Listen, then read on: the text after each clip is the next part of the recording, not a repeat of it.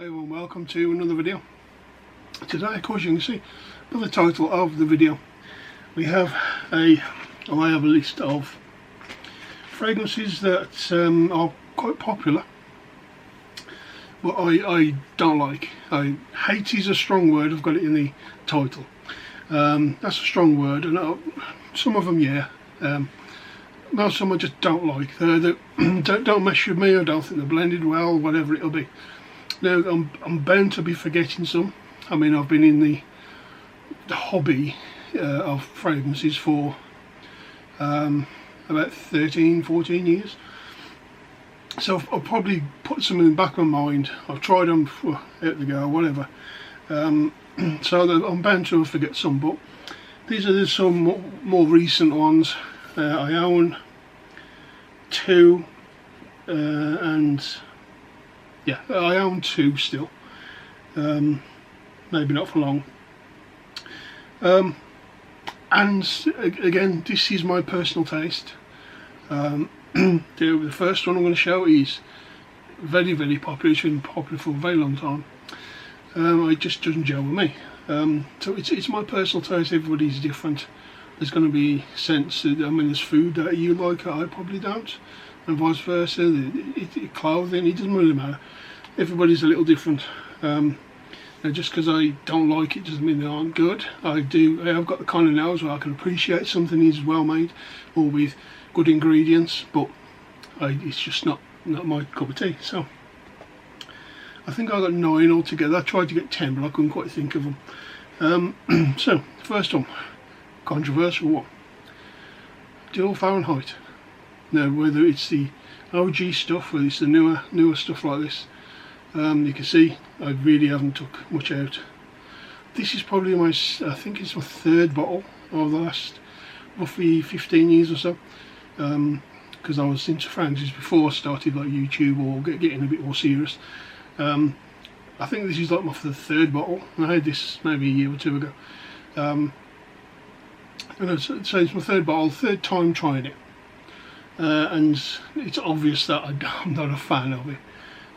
It's just the overall scent. There's nothing in particular. No, it just doesn't agree with my nose. It's like there's something like sharp and medicinal to my nose, and I know there's like iris in here and like a petrol note and all this kind of stuff, but to me it just doesn't work. There's definitely something. This is a more modern one, so maybe it's this particular one, but it's something like, it smells like something medicinal, like a plaster that you can put on your skin. It's got something like that in it, which just tackles my nose. I'm really not a fan of it. So first one, Dior's Fahrenheit, the original, the Eau de Toilette. Talking of Dior, it's only said they've only got 2 Dior's in, so it's Dior Homme line. Now I can't really include the new Dior Homme, the Eau de Toilette, because they've changed that, and it's got nothing to do with really the Homme line. the sort of dominant iris fresh thing with the EDP performing that, going getting like a cocoa kind of vibe. I'm not one that likes iris that much.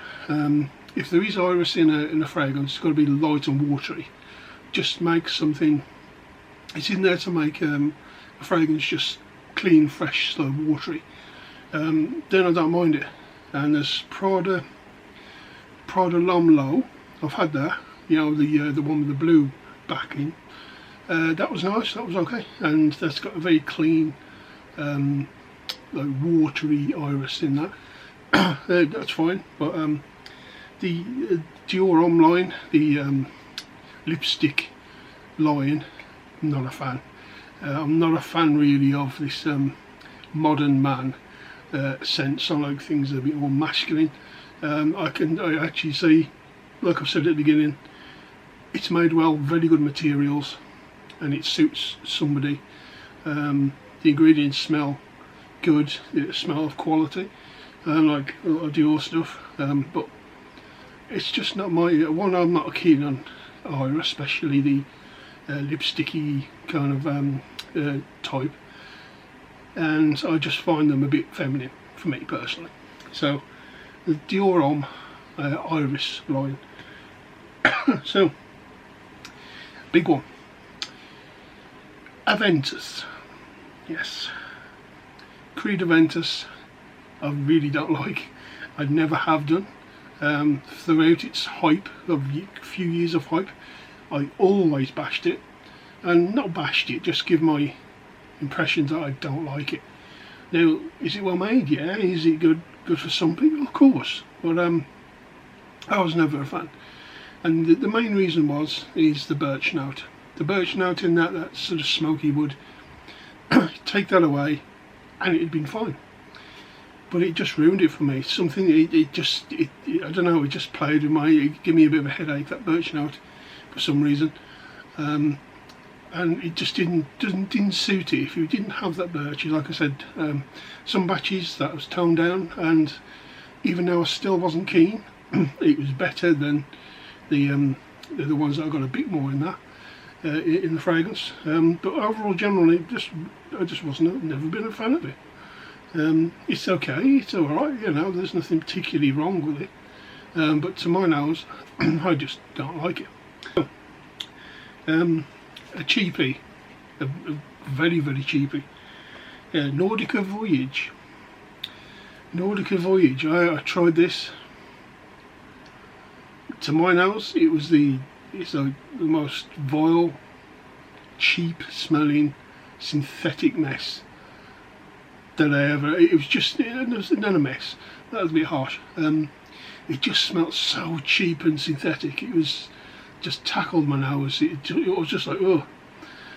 It was like the most cheap synthetic sort of. Oh, what's the note in it? It's not. I don't think it's grapefruit. It's something. But it just smelled so like bargain basement, which it is. A bargain basement, cheap.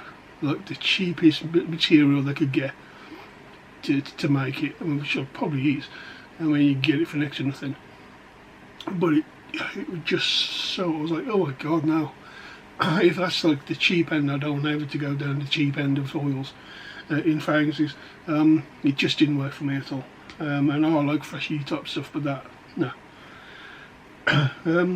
Next one I got this one, Yves Saint Laurent's Y EDT, the first one, the original EDT. I just find this bland. It's got a freshness. It's got a little bit of that sort of shower jelly vibe and all that, but it's just so bland. And on my skin, you put it on, no one smells it. I hardly pick it up. It doesn't do anything on the skin. It's not overly citrusy, which would have been fine, but it's not overly soapy. It's not it's not anything. It's like it doesn't really do anything particularly that well, in my opinion. It might be one that you really like. You know, I can see why people like it, and it's all right, but just not one for me. Not one for me at all. Next one. Now this one is generally marketed for men, and I don't know why.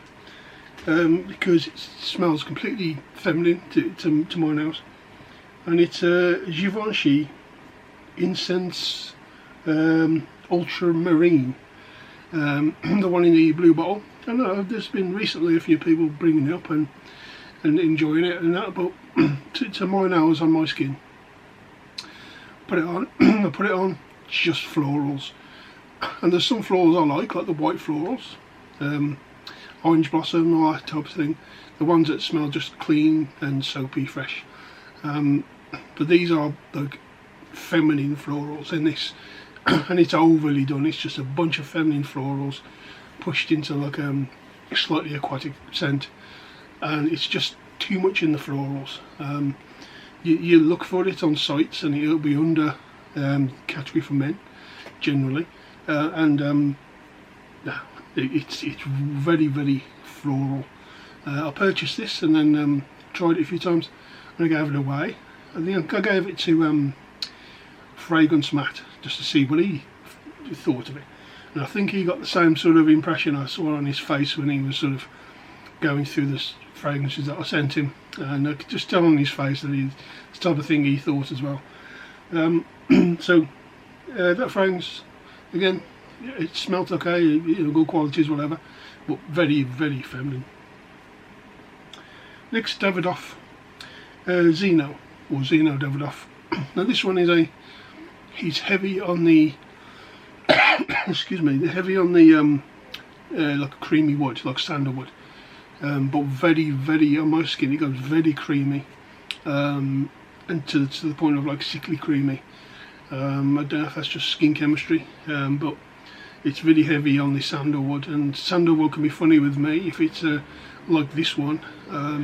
If it goes very creamy, it gives me sort of makes me nauseous and a bit of a headache. So like heavy creamy sandalwood really doesn't agree with me at all, and on my skin that one goes that way, unfortunately, so I didn't like that. Now this one, I bought a bottle of this years ago, and it's a Hugo Boss Selection, and over the years, every week, but like half a dozen sprays out of it, still smells like nothing. Half a dozen sprays the week after, nothing. Over like a year and a half, almost 2 years. So I got down about 20 mils over the time. Still no change. It smells of next to nothing.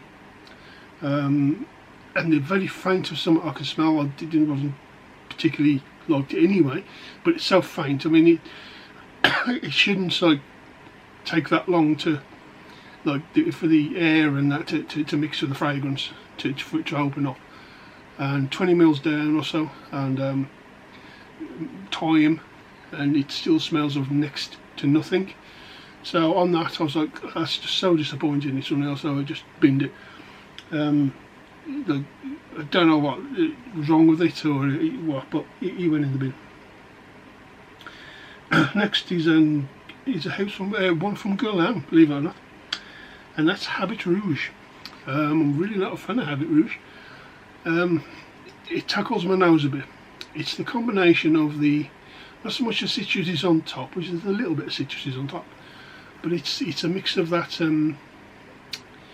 It's like the vanilla and the leather mix. And I've never been a fan of when they mix the sort of leather and vanilla. It just doesn't work for me. I don't think they should mix. It just doesn't work for me. So you know, you spray it on and you just get, I don't know, it's just something.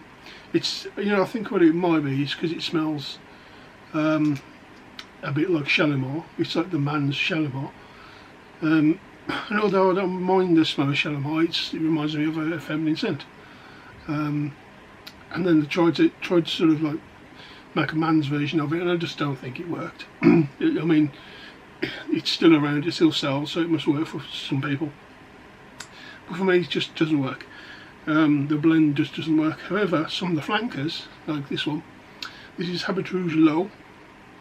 There's still a little bit of that DNA in there, but it's mainly, it's like they've really toned down the leather to next to nothing. But then you've got a heavy citrus with a vanilla backbone. Pretty much what it is. You get a hint of that leather here and there, but next to no, not really. And I like this one. And my favourite one of the line is the Habit Rouge. This one is discontinued, and the Habit Rouge Sport that they came out with, which is discontinued and extremely hard to find. That one is basically this with the vanilla tuck out, and it's just all that one was beautiful. I went through a whole bottle very quickly. Habit Rouge Sport was just the juiciest, freshest citruses in a bottle. It was stunning, and I went through a bottle very, very quickly. But Habit Rouge, no. Last on the list is one from Diesel. Diesel ain't my favourite, you know, I just don't know. Most of them are, but this one, I purchased it, I think it was going cheap one day, and it was like 30ml, and it's Diesel Bad. I mean, what a stupid name for a fragrance, you know. Well, what are you wearing? oh, it's Jupe bad, or whatever, and like, or Diesel bad. Do you mean bad? No, bad boy or bad something? No, just bad. It's just a weird name to go with. It's just weird, but the fragrance fits the name. This is awful. It's blended awful. It smells synthetic and cheap. It's just, don't even bother ever trying to pick one up. Just even if you see it cheap, just to say that you've tried it. Just skip it. You know, you don't need to try everything. And that one, Diesel bad, is horrid. So anyway, that's my list. If I could think of any more, I would have put it on, but currently can't think of any more. But there's bound to have been some in the past. So that's it for this video. If you like the video, give me a thumbs up, subscribe if you haven't already. Any fragrances that you really don't like, or anything that you might match in what I've been talking about today, leave in the comment section, and hopefully I'll see you again soon on the next one.